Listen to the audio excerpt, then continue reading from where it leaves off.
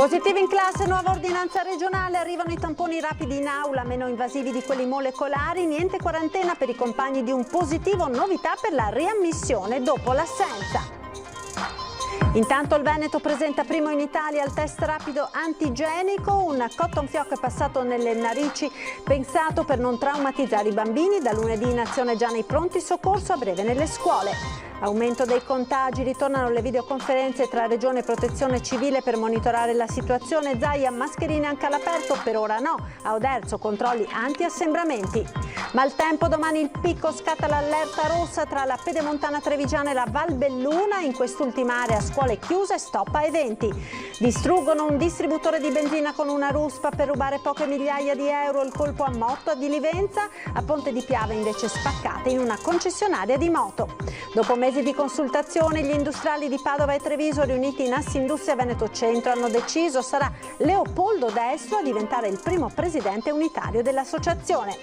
Oggi la festa dei nonni, omaggio particolare agli angeli delle famiglie nell'anno in cui il Covid ha colpito tanti anziani. I messaggi di auguri dei bimbi.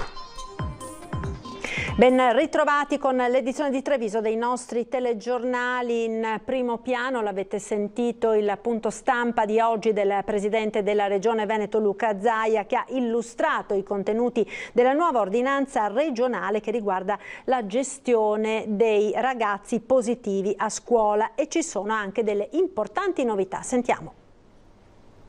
Io oggi firmo un'ordinanza. Nell'ordinanza tocchiamo misure di prevenzione connesse alla ripresa delle attività scolastiche in presenza. Un'ordinanza che introduce un protocollo operativo per la gestione di un caso di positività nelle aule scolastiche e che prevede come primo passo la compilazione da parte dei genitori di un modulo di autorizzazione per permettere ai sanitari di effettuare il tampone rapido direttamente in classe. Noi entriamo con il personale qualificato. Nel momento in cui c'è un positivo, cosa succede? Succede che si va lì in classe a fare la campagna di test rapidi. Il protocollo prevede nuove linee guida in caso di una positività, che prevedono che non si va più in isolamento fiduciario di 14 giorni di tutta la classe, ma bensì a tampone negativo si continua ad andare in classe. Le linee guida prevedono una distinzione tra fasce d'età. Per i più piccoli, fino ai 6 anni, in caso di una positività, tutta la classe verrà sottoposta a tampone e messa in quarantena.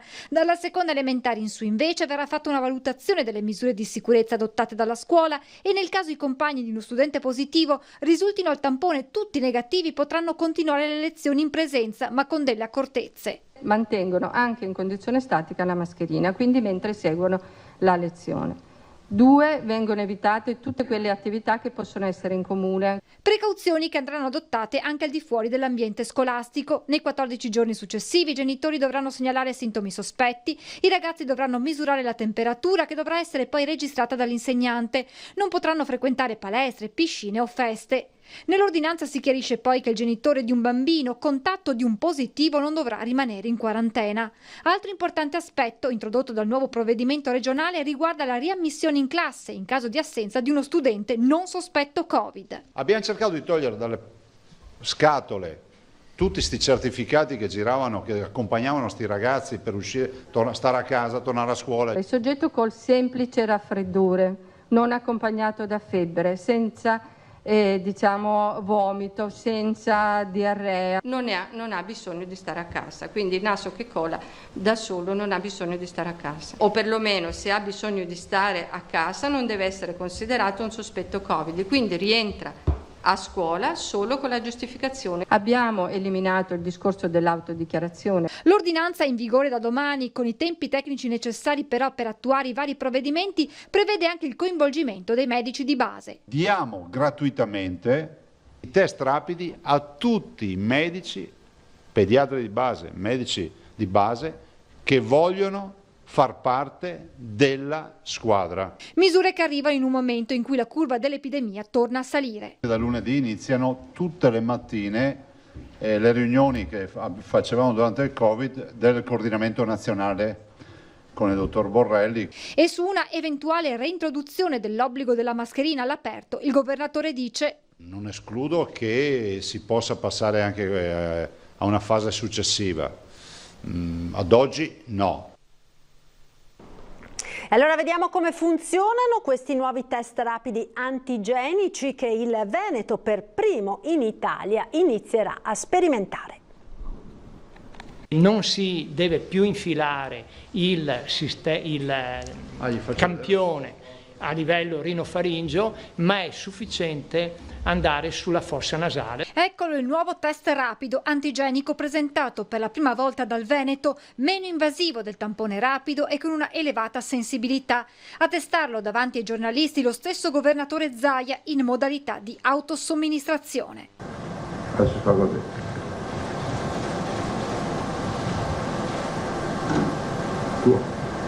Viene stemperato in una provetta, vedete, viene liberato l'ipotetico antigene. L'ipotetico antigene viene prima estratto dalla sostanza che è contenuta nella provetta e poi stabilizzato, e questo test poi viene messo in un microchip. Ecco, hai già messo la goccia, quindi viene chiuso lo strumento e da questo momento parte il test, ci vogliono 10 minuti. Un test pensato soprattutto per non traumatizzare i più piccoli. I bimbi, cioè è come mettersi le dita nel naso, non bisogna farlo, soprattutto in periodo di Covid, però non ha più l'invasività di 12 cm, 10-12 cm di tampone. Questa strumentazione verrà posizionata nei prossimi giorni nei pronto soccorsi veneti, ma l'obiettivo da raggiungere è già all'orizzonte. Noi stiamo pensando di arrivare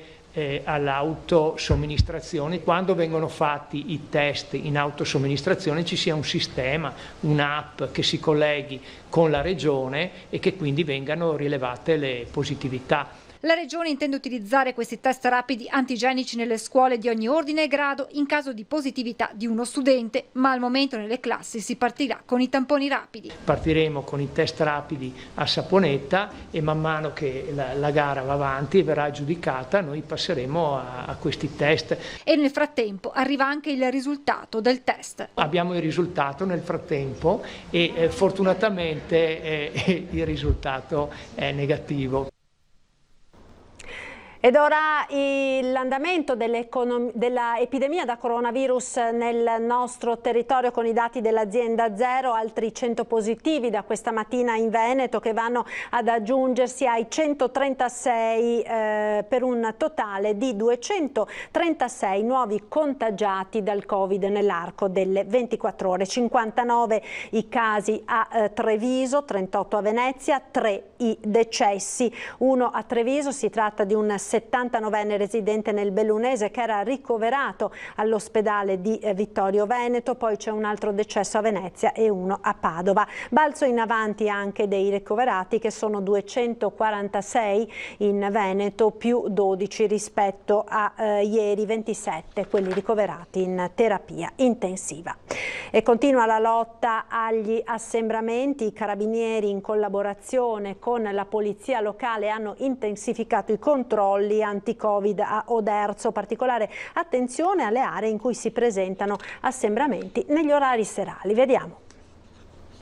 Controlli serrati anti-Covid. I carabinieri e la polizia locale setacciano Oderzo nei luoghi dove generalmente insistono le maggiori concentrazioni di persone. Obiettivo: verificare che le prescrizioni che riguardano l'emergenza epidemiologica, come il mancato utilizzo delle mascherine o il mancato rispetto del distanziamento, siano rispettate. E allora l'attività di prevenzione e contrasto dei reati si intensifica, specie nell'orario serale. Pattuglie dei carabinieri in azione a partire dalla stazione delle autocorriere, luogo di aggregazione e passaggio dove si concentrano studenti in partenza e in arrivo, il centro storico della città, la stazione ferroviaria e il Parco Stella, oltre le zone commerciali. Una stretta con controlli straordinari partiti ieri, un segnale forte che arriva sul fronte delle misure di contenimento del virus che in termini numerici si fa sentire con la sua presenza incombente. Ed ora il maltempo, perché c'è una forte preoccupazione anche nella nostra regione, allerta rossa per le precipitazioni intense previste nelle prossime ore. Domani il picco, le zone più a rischio sul fronte idrogeologico sono la Pedemontana Trevigiana e la Valbelluna. Attenzionati i corsi d'acqua minori. Naturalmente vediamo il servizio per quanto riguarda appunto il Veneto, poi uno specifico focus sul bellunese nella pagina appunto di Belluno al termine del TG. Vediamo intanto il focus sul Veneto. Prevediamo precipitazioni consistenti in tutta la zona montana e pedemontana, vicentina, bellunese e trevigiana, quindi lì ci saranno le precipitazioni maggiori. Le criticità relative ai corsi d'acqua secondari e a rischio frane sarà ancora più marcata nella Valbelluna e nella Pedemontana Trevigiana. Un fronte meteo intenso che sta attraversando la regione, in cui il picco di criticità è previsto nelle prossime ore. Allerta rossa per il rischio idrogeologico nella zona Piave Pedemontano e allerta arancione per il rischio idrogeologico in Alto Piave, Alto Brenta, Bacchiglione, Alpone, per il rischio idraulico in Basso Brenta, Bacchiglione. I corsi d'acqua da attenzionare maggiormente sono quelli della fascia pedemontana, come ad esempio i bacini dell'Agno, del Chiampo, dell'Astico, del Muson dei Sassi e del Monticano. Quelli principali avranno un innalzamento del livello, in modo particolare stimiamo su Livenza, Bacchiglione, Brenta, ma quelli secondari avranno un innalzamento ancora maggiore, in modo particolare, visto che la zona particolarmente colpita è quella anche della Pedemontana Trevigiana, ci attendiamo livelli alti sul Muson, sul Monticano, sul Meschio, insomma sui corsi d'acqua che riguardano, che insistono in quella zona. Precipitazioni importanti che toccheranno 300 mm di pioggia in alcune zone. A completare il quadro di allerta i venti forti che in quota toccheranno anche i 100 km/h, un'allerta rossa, evento poco frequente che richiama inevitabilmente alla memoria Vaia. Allora, con Vaia tutto il Veneto era rosso, in questo caso solo una zona, ma c'è quella zona che è in rosso e la parte della montagna bellunese prevede fenomeni particolarmente intensi piovosi, è in arancione. Non sarà Vaia, ma teniamo presente che saranno comunque fenomeni intensi. Sindaci e forze dell'ordine preallertati, e anche sul bacino del Piave, nonostante sia connotata come zona gialla, si guarda alla nuova ondata di maltempo con attenzione. Per quanto riguarda la nostra zona, quindi l'area del Piave, è con uno stato di un colore giallo, e quindi stiamo tenendo controllato per vedere come chiaramente vediamo gli ultimi episodi, gli ultimi fenomeni. Quando ci sono insomma dei fenomeni temporaleschi, chiaramente sono un po' particolari e vanno tenuti con stato di attenzione. Ci diranno per quanto riguarda la portata del fiume Piave. In base a questa comunicazione che ci arriverà, noi allerteremo ufficialmente la cittadinanza. E intanto si attendono i nuovi bollettini, i conti si faranno con i dati della nottata. E di vista del maltempo, l'azione preventiva anche a Treviso per evitare allagamenti nelle zone più critiche. Sentiamo il sindaco Mario Conte. Questa mattina alle ore 7, con un intervento di Contarina su richiesta dell'amministrazione, siamo andati a ripulire le caditoie in quelle che sono le zone un po' più sensibili e un po' più a rischio, quindi zona Ghirada e altre zone che in passato hanno evidenziato delle criticità idrauliche. Quindi massima attenzione, la protezione civile è pronta e come amministrazione abbiamo messo in campo delle iniziative per prevenire eventuali allagamenti, con la speranza che il maltempo poi in realtà sia inferiore rispetto a quanto previsto. E sentiamo ora nel dettaglio le previsioni del generale Giancarlo Iannicelli. È una depressione molto profonda che va dal nord Europa fino a interessare tutta la nostra penisola, quella che dominerà il tempo, quindi diciamo subito un tempo non bello anche per questo fine settimana. Infatti questa depressione ci indirizza a sistemi perturbati che causeranno sia sabato che domenica un cielo coperto, molto nuvoloso, con delle precipitazioni, sì con qualche intermittenza, però abbastanza continue e anche a carattere temporalesco al di sotto dei rilievi. È una situazione che andrà avanti aumenti anche nei primi giorni della prossima settimana, poi da mercoledì, però ripeto dalla prossima settimana, avremo poi qualche giorno di tempo più stabile. I venti sono deboli ma con rinforzi durante le precipitazioni e qualche temporale di direzione piuttosto variabile. Le temperature, ecco, le minime naturalmente con il cielo coperto non sono molto basse, intorno ai 13-14 gradi, le massime intorno ai 20 gradi. L'Alta Adriatica è da poco mosso a mosso. È tutto. La cronaca, ora distruggono un distributore di benzina con una ruspa per rubare poche migliaia di euro, il colpo di un gruppo di banditi scatenati a Motta di Livenza. Un colpo insolito, quello messo a segno dai ladri in un distributore di benzina a Motta di Livenza. Lo scenario di distruzione da set cinematografico parla da solo, visto che i ladri, che hanno divelto le due colonnine di self-service presenti, rubando circa 3.000 euro, si sono serviti di una ruspa. Proprio così, con una pala meccanica rubata dalla vicina azienda, stanotte, intorno alle 2:30, hanno assaltato e semidistrutto il distributore Kuwait di via Postumia. Si sono introdotti nel cortile dell'azienda vicina, hanno rotto il catenaccio del cancello e spaccato il finestrino della ruspa mettendola in moto, staccando il cilindro dell'accensione. A questo punto, come testimoniano i segni sugli alberi, hanno prima tentato di passare nella parte posteriore che si affaccia sui campi, con l'obiettivo di raggiungere il distributore e agire nel buio. Non riuscendo nell'intento, hanno deciso di uscire per la via principale e di lì si sono scatenati distruggendo il distributore. Dopo aver rubato il bottino sono scappati con un'auto di grossa cilindrata. Sul fatto indagano i carabinieri che hanno acquisito i video delle telecamere di sorveglianza. Indagini ad ampio raggio per trovare analogie con altri episodi sul territorio. Ed ancora cronaca, una spaccata in piena notte, 3 moto, caschi, abbigliamento da motociclismo ed un bottino da qualche migliaio di euro. I ladri hanno saccheggiato un concessionario di motocicli a Ponte di Piave, hanno sfondato la vetrina del salone introducendosi all'interno in piena notte e provocando diversi danni. Sul posto sono intervenuti i carabinieri che indagano appunto sull'episodio. Dopo mesi di consultazioni, gli industriali di Padova e Treviso riuniti in Assindustria Veneto Centro hanno deciso: sarà Leopoldo Destro il candidato a diventare il primo presidente unitario dell'associazione. È Leopoldo Destro, 47 anni, il primo presidente in pectore di Assindustria Veneto Centro, l'associazione nata dalle fusioni degli industriali di Padova e Treviso, 3.500 imprese rappresentate, 170.000 collaboratori, seconda Confindustria d'Italia per numero di associati. Amministratore delegato dell'azienda di famiglia l'Ariston Cavi, figlio dell'ex onorevole ed ex sindaco di Padova Giustina Mistrello Destro, Leopoldo Destro come presidente di Assindustria Sport Padova, società di atletica leggera e i vertici nazionali, ha dato vita e pieno sostegno alla Padova Marathon. Un grande consenso è stato raggiunto attorno al suo nome nel Consiglio generale riunito a Treviso, dove l'84% dei rappresentanti ha espresso voto favorevole. Inizia adesso il cammino verso l'elezione che avverrà nel corso dell'Assemblea di Assindustria Veneto Centro il prossimo 31 ottobre. E proprio agli industriali si sono rivolti i sindacati riuniti oggi in un convegno per fare il punto sulla ripartenza del lavoro in questa fase ancora molto difficile.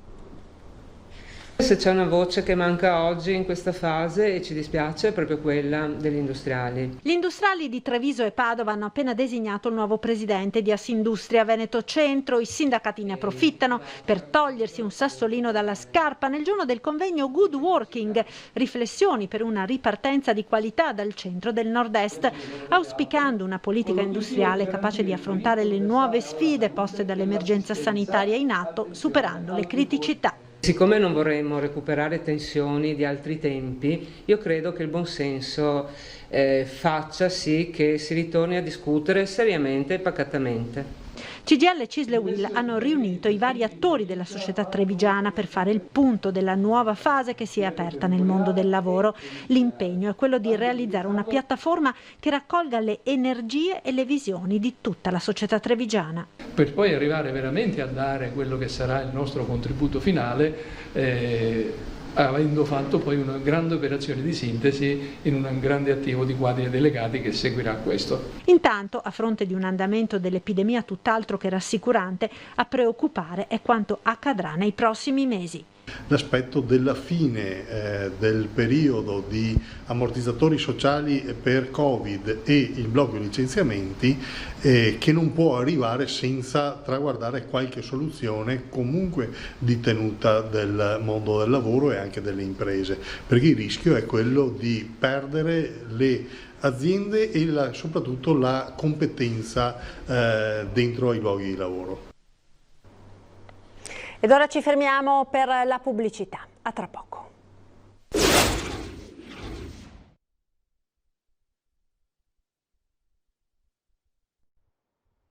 Ed eccoci nuovamente in studio con l'edizione di Treviso dei nostri telegiornali. Oggi 2 ottobre è la festa dei nonni, omaggio particolare agli angeli delle famiglie nell'anno in cui il Covid ha colpito tanti anziani. I messaggi di auguri dei bimbi.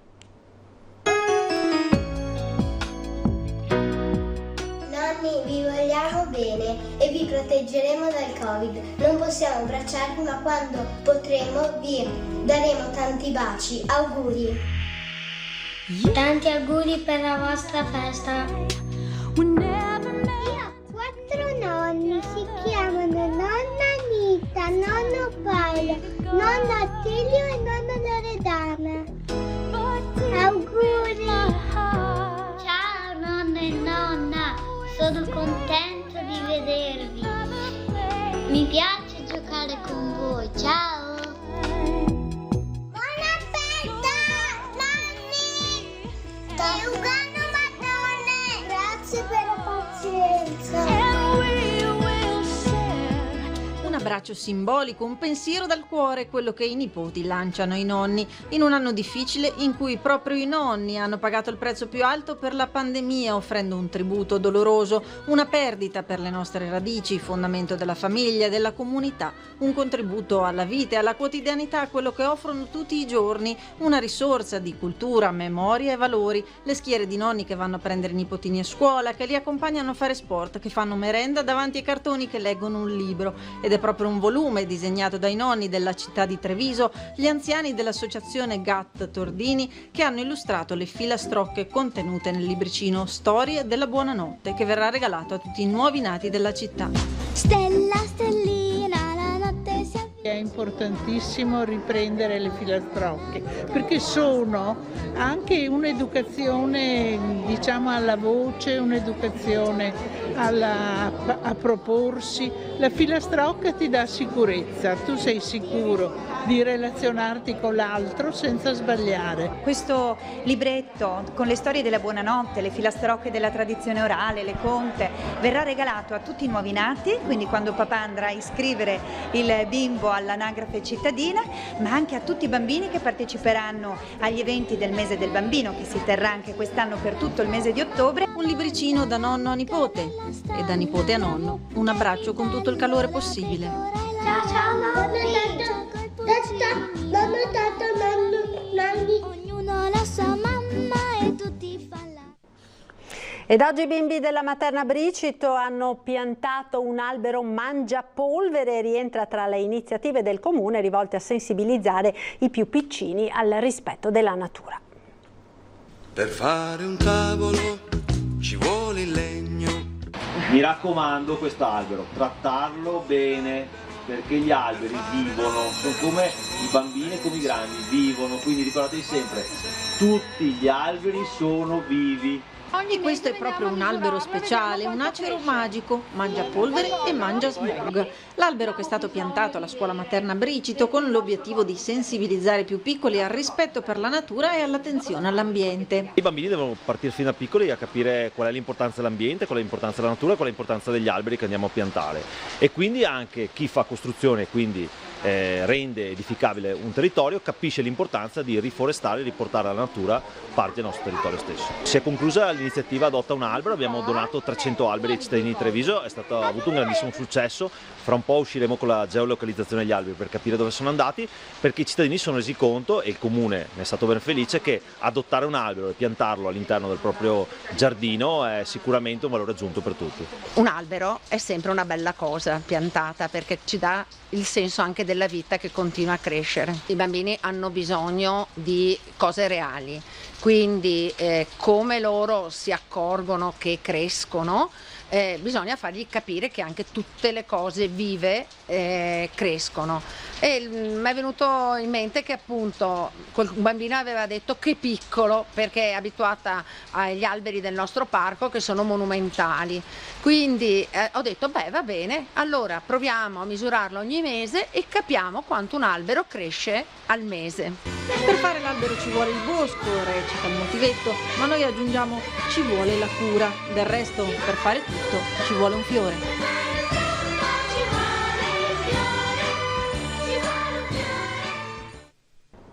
Ed ora spazio alle notizie da Belluno e provincia.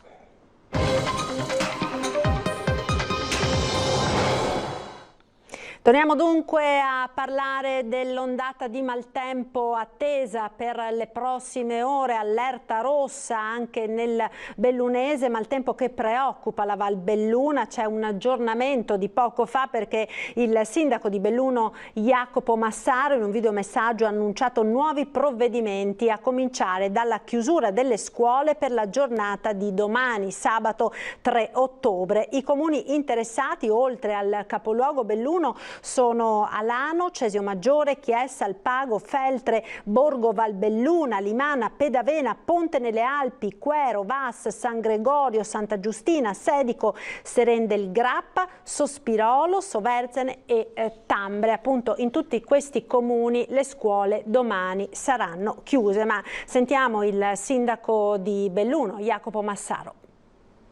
Il tavolo provinciale ha appena deciso sostanzialmente ulteriori misure oltre a quelle che avevamo adottato stamattina, e cioè la sospensione delle attività didattiche nelle scuole di ogni ordine e grado e la sospensione dello svolgimento di ogni manifestazione pubblica. Questa è la novità. Dunque sto per firmare un'ordinanza che quindi, riassumendo, ordina di non avvicinarsi a fiumi, torrenti e corsi d'acqua, di non sostare in prossimità di frane, smottamenti, alberi. Ricordiamoci che gli alberi possono cadere con il vento e ne abbiamo avuto ampia prova purtroppo negli eventi passati, di non sostare nelle zone a rischio di allagamento come garage sotterranei, zone depresse, scantinati eccetera, di rimuovere o assicurare con attenzione lamiere o strutture che potrebbero essere portate via dal vento recando pericolo alle persone e alle cose. Ricordiamoci che questo è uno dei rischi più grossi che possiamo correre, di interdire gli accessi al fiume Piave, quindi saranno chiuse le strade di accesso al Piave. E queste sono le due novità: di sospendere le attività didattiche nelle scuole di ogni ordine e grado e di sospendere lo svolgimento di ogni manifestazione pubblica. Ecco, al di là di questi ordini, mi raccomando però, vi invito veramente ad adottare alcuni comportamenti sensati, quindi assumere un atteggiamento prudente in generale, perché ci possono essere delle cose anche improvvise, allagamenti, cadute di alberi, cose non prevedibili, molto, molto rapide. Mi raccomando di non effettuare escursioni, di non andare sui sentieri, insomma non è il momento di andare a fare le passeggiate nei boschi o nei sentieri, evitiamolo. Evitiamo di recarci sottoterra, nei garage, negli scantinati eccetera. Prestiamo la massima attenzione alle indicazioni fornite dall'autorità attraverso i media, quindi tenetevi informati perché ci possono essere delle novità, anche se insomma non stiamo parlando di vaia, però sicuramente c'è una situazione di criticità che va molto tenuta in considerazione. Ed ora il Covid nel bellunese. I tamponi effettuati nelle ultime ore hanno rilevato altri 43 positivi. 18 di queste positività sono riferite al focolaio del Comelico, uno residente a Sappada, operatore sanitario appunto nel bellunese, 17 ad altri comuni del Cadore ed 8 ad altri comuni bellunesi. Alcuni sono bimbi che frequentano la scuola. A preoccupare sono poi 3 operatori sanitari, appunto tra cui questo di cui dicevamo, che sono risultati positivi, cosa che comporta un notevole impegno per rintracciare tutti i contatti. Il Dipartimento di Prevenzione ha organizzato delle sessioni di tampone aggiuntive a TAI di Cadore domani pomeriggio e domenica per l'esecuzione del test di controllo su appuntamento per i numerosi contatti delle nuove positività che sono emerse oggi. Le persone attualmente ricoverate in malattie infettive al San Martino di Belluno sono 6. Si ricorda inoltre che appunto domani, sabato 3 ottobre. Entrambi i drive-in di Belluno e di Feltre con accesso libero chiuderanno alle 11 in relazione appunto all'allerta meteo di cui abbiamo appena detto. Ed ora l'economia, perché è stato presentato oggi il piano di rilancio della ACC di Mel, che assieme allo stabilimento ex Embraco di Chieri in Piemonte costituirà il nuovo polo italiano del compressore. Dal salvataggio al rilancio, presentato alle istituzioni locali e alle parti sociali il piano di rilancio industriale della ACC, un progetto che vede un forte investimento da parte dello Stato con 40 milioni di euro per creare quello che sarà il polo italiano del compressore, capace di competere sui grandi mercati internazionali, un polo con capitale tecnologica a Mel e industrialmente articolato in 2 siti. Mel chiamato ad assemblare 6 milioni di compressori, con investimenti importanti per 40 milioni di euro, e Chieri, lo stabilimento che Embraco chiuse 4 anni fa, ma che era un player importante nel mondo del compressore. Un polo dunque che collega l'ACC all'ex Embraco di Chieri in Piemonte, che grazie ad una partnership pubblico-privata consente ai 2 territori di guardare al futuro con maggiore serenità. Siamo riusciti a riportare prima in amministrazione controllata, quindi strappando l'azienda ai cinesi che la volevano chiudere, e poi abbiamo, attraverso l'intervento di Maurizio Castro e dopo grazie anche a questo ultimo intervento di questo piano nazionale che vede un grande investimento di 40 milioni di euro su Mel, ripartiamo di nuovo. È un progetto che consente ad ACC di non essere venduta, quindi di non andare nel percorso di vendita come dire, una grossa multinazionale, ma di entrare in un progetto che possa essere un progetto paese. Grande soddisfazione dei sindacati. All'epoca noi pensavamo solamente di salvare lo stabilimento, di salvare le 280 persone ancora presenti, invece ad oggi sono oltre 300 e con questo tipo di accordo dovremmo superare le 350. Ora si attende il via libero della Commissione europea. La Commissione europea normalmente si pronuncia in 60 giorni dall'istanza di autorizzazione all'aiuto di Stato che venga presentata dal governo di un paese. Per quello che riguarda ACC, il Mise ha presentato l'istanza il 3 agosto e quindi siamo nell'attesa. Ed era questo l'ultimo servizio, grazie per essere stati con noi, ci chiudiamo dando uno sguardo alle previsioni con il nostro meteo. Arrivederci.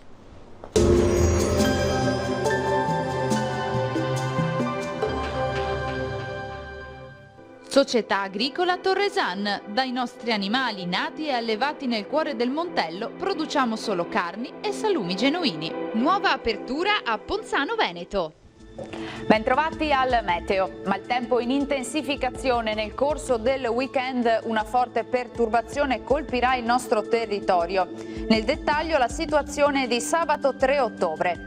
Sul Veneto condizioni di tempo spiccatamente instabile, con cielo molto nuvoloso e con temporali estesi e discontinui. Attenzione a possibili fenomeni intensi, quantitativi di pioggia consistenti, specie sulle zone montane e pedemontane. Venti a tratti forti in quota e sulla costa. Temperature minime fino a 14 gradi, valori massimi compresi invece tra i 18 e i 23 gradi all'incirca. Ci spostiamo ora sul Friuli Venezia Giulia, dove la situazione sarà tutto sommato simile, con precipitazioni abbondanti e con rischio di locali nubifragi. Temperature minime tra 11 e 16 gradi, massime invece sui 21-23 gradi. Infine uno sguardo al Trentino Alto Adige, dove avremo poche novità, condizioni fortemente perturbate con piogge diffuse. Temperature minime sui 9 gradi, massime sui 18-19 gradi all'incirca. Dal meteo per ora è tutto, io vi auguro un buon proseguimento in compagnia di Antenna 3. Arrivederci.